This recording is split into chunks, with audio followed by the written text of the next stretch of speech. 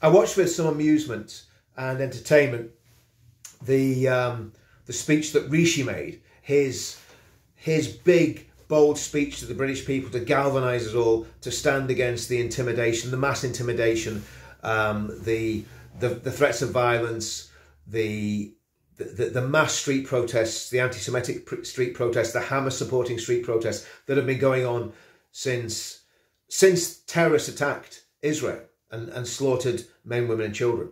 The protests started straight away as soon as they happened. This was a coordinated campaign. They were started by extremists, there's no doubt about that. But Rishi didn't focus all his venom against Islamic extremists, or Islamist extremists as he calls them. We'll think about that in a minute. No, he decided to lump the far right in there as well.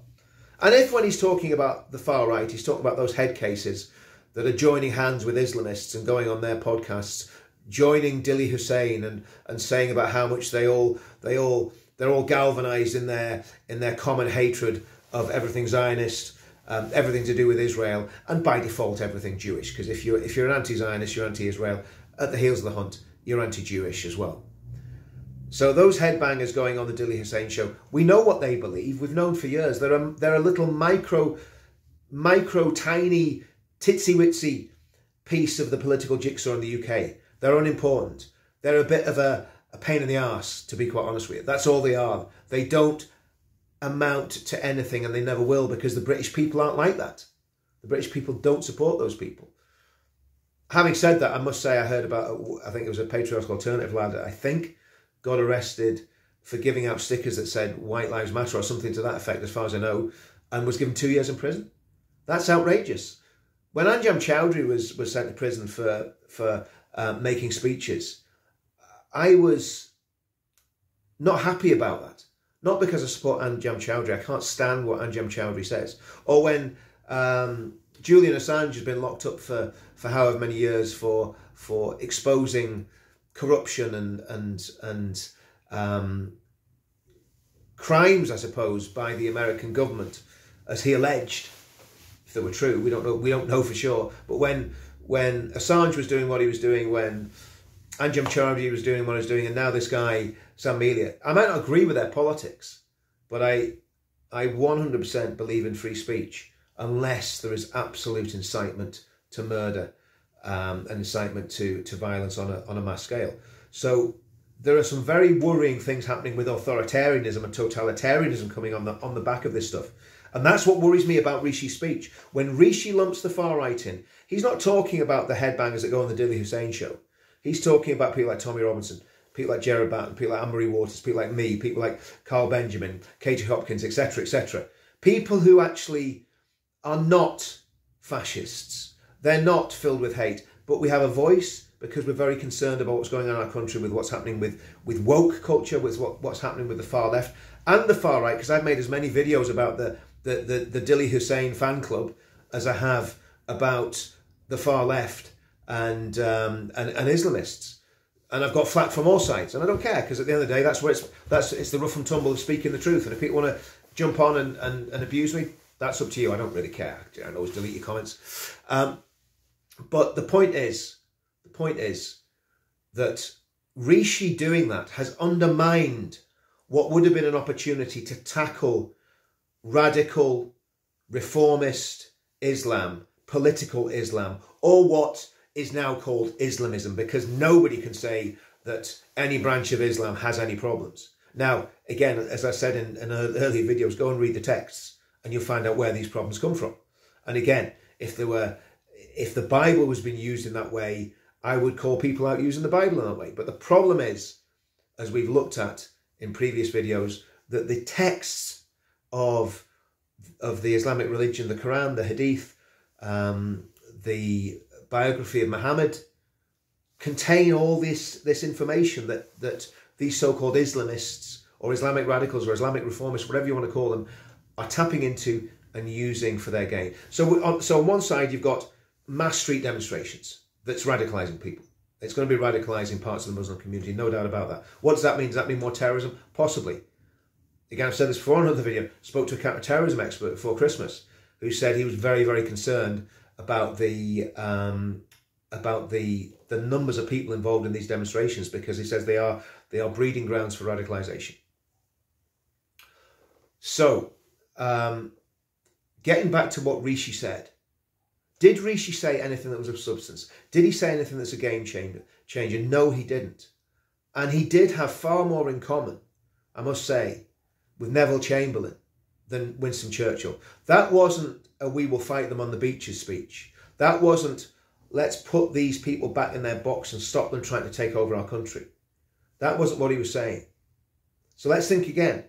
We've got the situation where we've got 100,000 people on the street. Some of them are getting radicalised. Some of them are getting politicised. You've got the left and Islamism, if you want to call it that, or radical Islam or reformist Islam, joining together political Islam that wants to take over the country.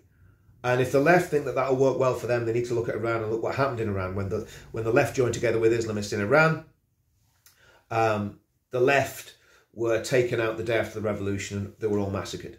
And that, there's 2 or 3 different Iranians that I've known down through the years, some ex-Muslims, some Christians, some still Muslims, who basically told me that there was a massive kickback against the left in Iran after the Iranian Revolution. So the left might want to just really pick their friends a little bit better than they're doing at the minute.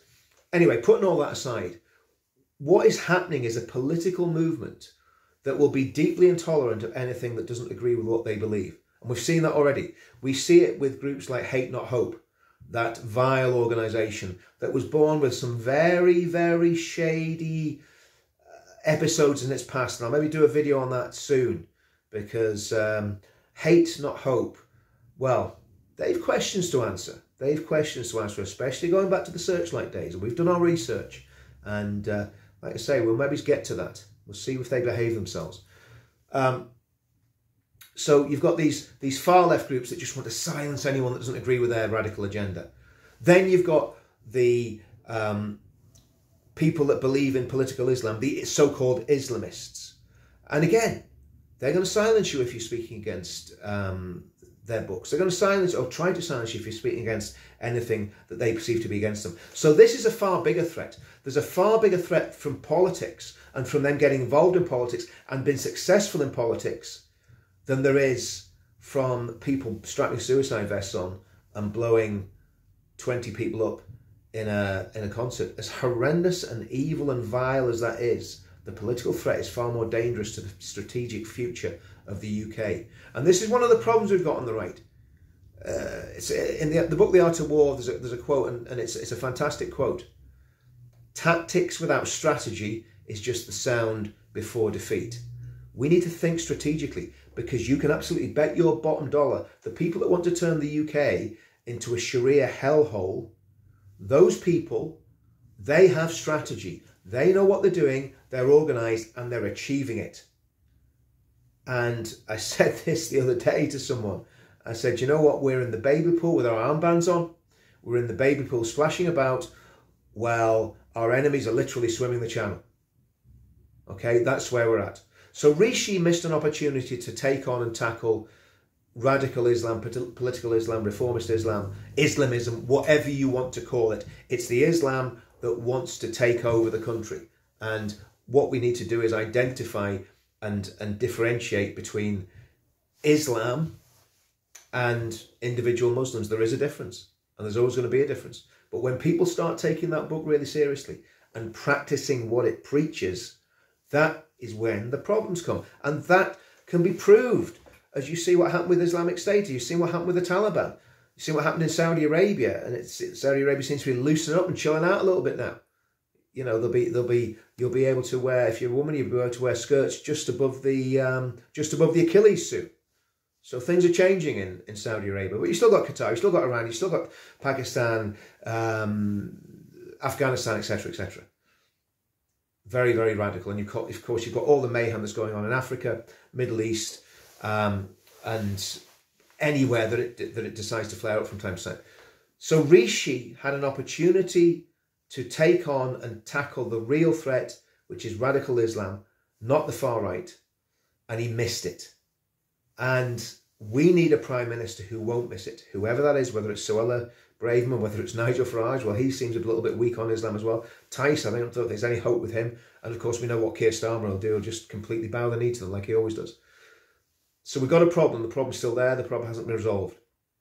What we need to do is start building and start being strategic and start building a political future for people in our country that actually understand what the threat is and understand what needs to be done to deal with that threat. I'll see you all soon.